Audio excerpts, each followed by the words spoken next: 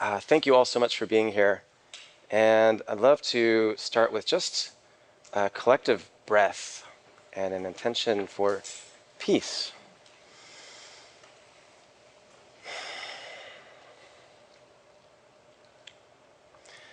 Okay, so a few weeks ago, I came across a post on LinkedIn which shared that the author's 13-year-old daughter had come to them sobbing uncontrollably.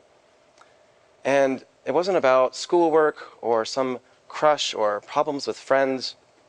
She was upset about climate change and the fact that, as she put it, no one is doing anything about it. And the post went on to say that this was ironic because both parents work at a company that is fighting climate change. And so they asked for others to comment with what they're doing around climate and how many people are at their company. And over 90 readers responded, working on climate solutions at organizations from 10 people to 10,000, working on reducing greenhouse gas emissions and restoring natural ecosystems, and doing all of this while keeping the lights on and continuing to afford us the comforts and conveniences we modern humans enjoy. You know, like those rubbery masks for when the absurdity of it all just gets to be too much and you can just put it over your mouth and kind of scream into it without freaking out your neighbors. Not that I have one of those. I mean, that's what you go in your car for, am I right? Anyway, this little social media exchange came at the perfect time as I was thinking about this talk and gave a nice little window into a much larger dynamic, which is that more and more people, kids and adults, are feeling more and more concerned about climate change, yet many feel helpless to do anything about it, afraid to really talk about it, and don't know what is being done about it, all of which makes the fear and anxiety just so much worse. Here in the States, the American Psychiatric Association ran a survey in 2019 and found that even then, 68% of Americans said they were at least somewhat anxious about climate change, and almost half of young adults said the stress affected their daily lives. And this was before those massive wildfires in 2020 that turned the sky orange along the West Coast, or where I was living in Salem, Oregon at the time, the smoke was so thick and black you could not see halfway down the block. Or the fires this year that did the same in the Northeast and incinerated 45 million acres of Canada. Let's not forget the polar vortex in 2021, where in my home state of Texas, the grid failed and 246 people died, one of which could easily have been my mother if she had not already been in a hospital that had backup power. So, yeah, there's a lot to be concerned about. These effects are getting worse fast, year after year. Heat waves, floods, fires, freezes, storms, they're already record-breaking and only getting more common and more severe. And not only are these things happening around the world, but fossil fuel production and use, which makes up more than 3/4 of the greenhouse gas emissions that are driving climate change and extreme weather, is still growing globally.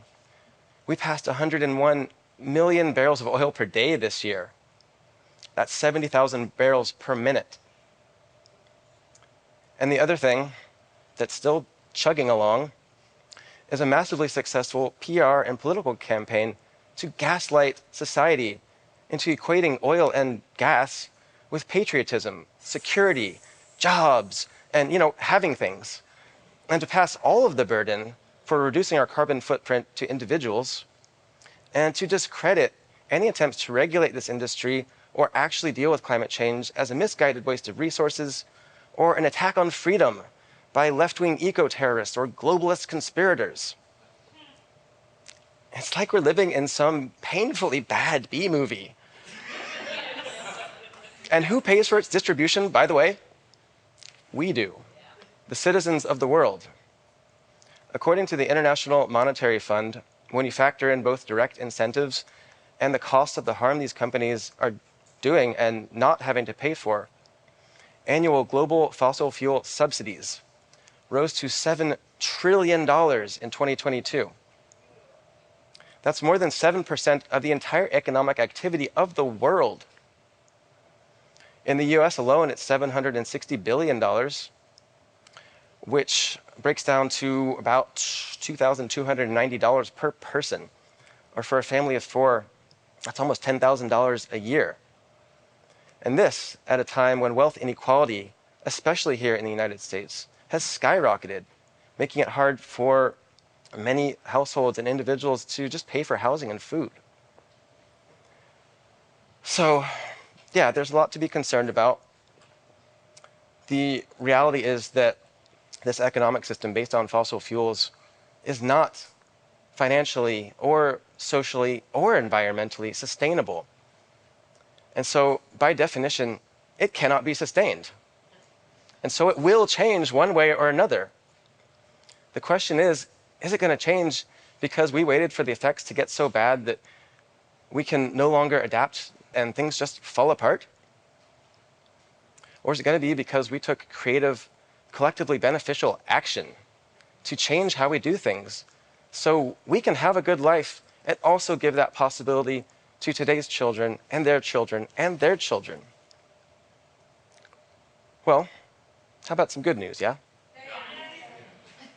The tide seems to finally be turning toward meaningful climate action and real solutions. There is a shift of consciousness that is rapidly growing a movement of people like those of us here today who are tired of sitting on the sidelines, tired of protesting, tired of waiting for someone else to step up and lead, and recognizing there's no more time to delay. It's a movement to bring our society back into alignment with how our one and only home planet actually functions, while preserving or improving our quality of life and dealing with the chaos of a changing climate. Now, before I say more about this awesome surge of momentum, I think it's useful to give a little bit of personal context. So, concern for the environment has been part of my reality really since I was old enough to understand what the environment even is.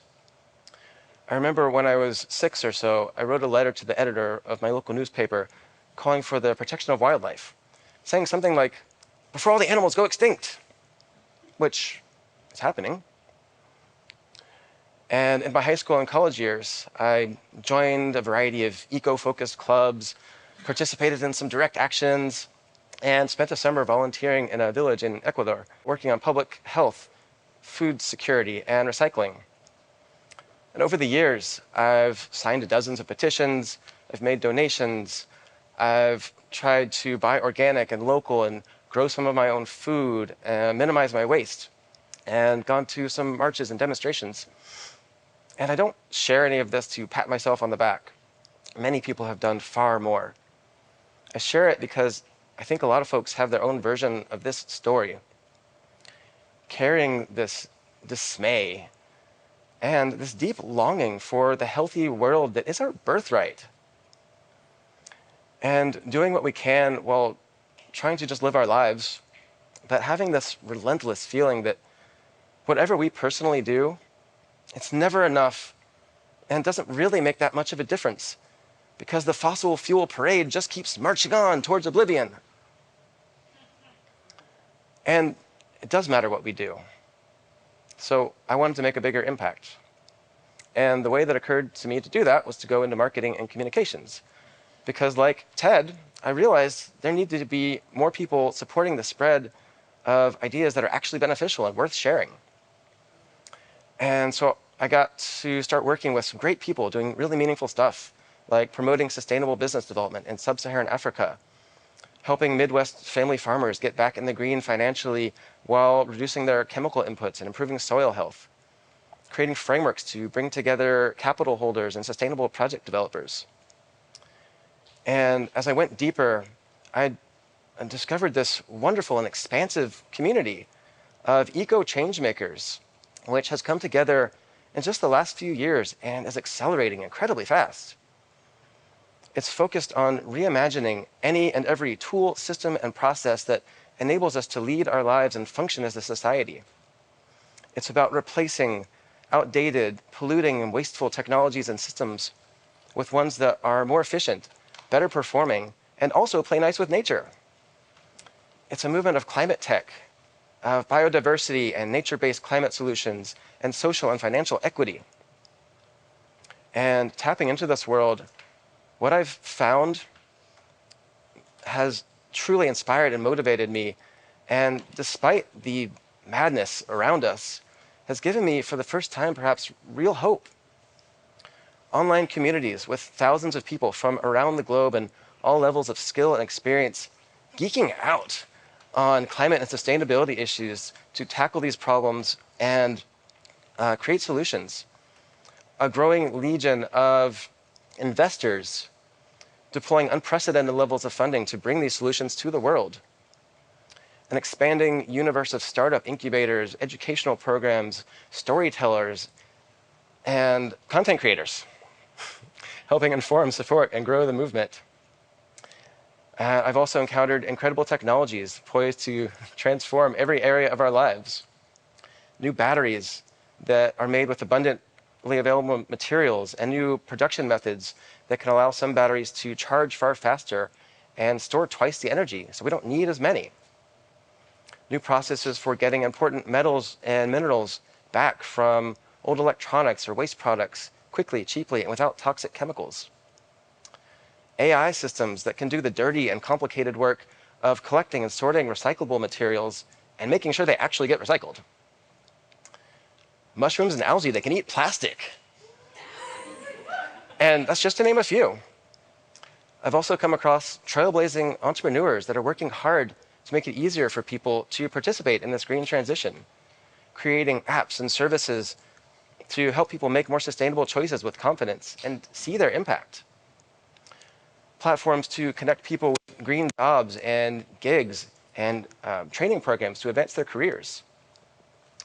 Financial platforms to empower people to put their money to work for the environment and to enable anyone, not just the wealthy, to actually invest in climate technologies and own a piece of the financial pie as these companies grow.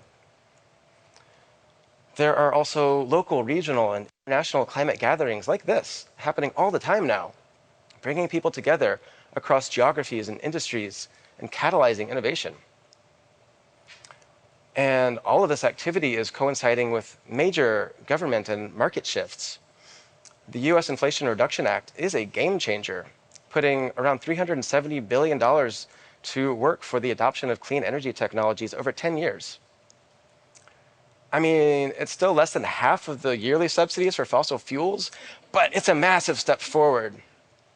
And between that and the prior infrastructure bill, there's been massive investment domestically in manufacturing of electric vehicles and batteries, creating tens of thousands of jobs and turning much of the old Rust Belt into a new battery belt. Elsewhere, Europe passed a Green Deal in 2020 that commits them to climate neutrality by 2050, and Australia and now Brazil have followed suit, which seemed unthinkable not long ago. Across Africa, renewable energy capacity has more than doubled in the last decade. And around the world, dozens of countries have already entered a phase of steadily reducing their greenhouse gas emissions. So, lots of good stuff happening. And of course, there's way more than I can even mention in a 15-minute talk. But where does this bring us? Well, as the inventor and philosopher Buckminster Fuller said, you never change things by fighting the existing reality. To change something, build a new model that makes the existing model obsolete. And that is exactly what this is about. Brilliant and passionate people from all backgrounds are diving into this movement, figuring out the ways to turn our economy from one that is wasteful, destructive, and shockingly unfair into one that delivers a better quality of life at a lower lifetime cost, while also preserving the natural resources we need to not only survive, but thrive. Now, this is a massive shift already, and it's very new. Even 5 years ago, this momentum, there was no hint of it. It's so new, most people have no clue it's even happening and are still stuck in the mindset of, no one's doing anything about it. So, I'm here to let you know. Someone is doing something about climate change and restoring our natural heritage and protecting our future. Lots of someones. but it's still not enough. And success is not guaranteed. To have a real shot, it's going to take a lot more of us. So, if you're not already in the pool, consider this your invitation to jump on in. The water's pretty nice. Climate folks are overall a uniquely welcoming community because it's a movement that is driven and united by this common passion and purpose. And we need all hands on deck. We needed them 30 years ago, but today we'll have to do. And even for those maybe watching in 2025 or 2030 or beyond, you're still needed because this is a decades-long transition. So please, think big. Maybe you can be the entrepreneur, the engineer, artist, organizer, or ally that helps bring about some critical change. All you have to do is take the first step. Do a web search for how to work on climate, and you'll get some great starting points. Or visit opendoorclimate.com, where over 1,000 climate professionals and growing are volunteering their time to talk with climate career seekers for free. And simplest of all, just give yourself a few minutes to be still and breathe. And remember, you are part of nature. You might be surprised at what inspiration arises. Friends, it's the moment we've all been waiting for.